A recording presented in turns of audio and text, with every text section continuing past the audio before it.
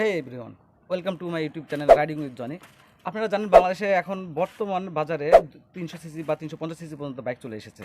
তো আমি খুব রিসেন্টলি একটা বাইক হাতে পেয়েছি, সেটা হচ্ছে হিরো হন্ডার কারিজমা 210 সিসি। এই বাইকটি আমাদের ফ্যামিলিতে নতুন যোগ হয়েছে। আজকে সেটা চালাবো এবং সেটা নিয়ে কথা বলবো, সেটার এক্সপিরিয়েন্স আপনাদের সঙ্গে শেয়ার করব। সো চলুন আমরা দেখে আসি আজকে বাইকটা।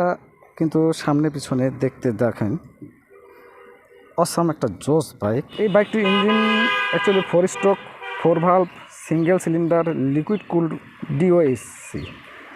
বোর অ্যান্ড স্ট্রোক আছে 73 mm বাই 50 mm। ডিসপ্লেসমেন্টে 210 সিসি আছে, বাট আমার মতে চালাইয়ে দেখলাম যেটা 210 সিসি বেশি আছে। আর কম্প্রেশন রেশিও আছে 12.01। Maximum power 25.5 PS and 9250 RPM। Maximum torque যেটা আছে সেটা 20.4 Nm। সিসি বেশি হওয়ার কারণে এটাতে ফুললি 6 গিয়ার ইউজ করা হয়েছে। চলুন বাইকটা একটু রাইড করে আসি হাইওয়েতে। ও বাবা রে, জাস্ট ওয়াও।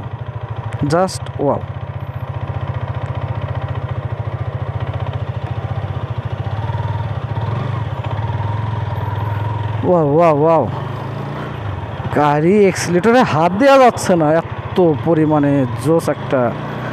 এক্সিলেটরে হাত দিতে গেলেই মনে হচ্ছে বাইকটি দৌড় দিবে।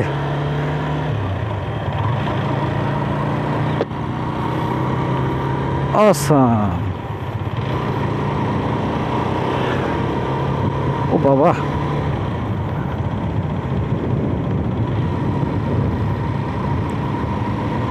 এক্সিলেন্ট। বাংলাদেশের রাস্তায় এরকম একটা দানবের মতো বাইক সত্যি অভাবনীয়, অকল্পনীয়। যদি আরও অনেক বাইক আসবে বাংলাদেশে, আরও জোস বাইক আসবে আশা রাখি। কারণ যেখানে 300 সিসির ওপরে বাইকগুলো অনুমোদন দেওয়া হয়েছে বাংলাদেশের ক্ষেত্রে, সেখানে আরও দামি আরও বেশি সিসির বাইক আসবে, হায়ার সিসি। এটা আসলে সত্যি কথা বলতে আমরা কখনো কল্পনা করিনি। আমরা যখন বাইক চালানো শিখছি তখন এত সিসি বাইক 150 সিসি তো আমরা কখনো কল্পনা করিনি।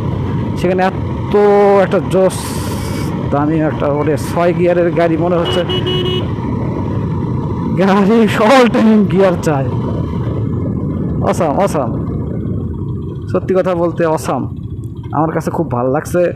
এবং ভালো মানের হিরো হন্ডা যে এত সুন্দর একটা বাইক লঞ্চ করছে, এটা আসলে অকল্পনীয় ছিল আমার কাছে।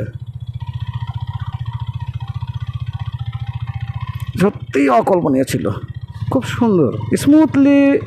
যত অল্প জায়গা, মানে আমি তো ভাবছি যে বেশি জায়গা লাগবে হয়তো গাড়ি ঘুরাইতে, বাট গাড়ি ঘুরাইতে বেশি জায়গা লাগে না, অল্প জায়গার মধ্যে গাড়িটা ঘোরানো যায়।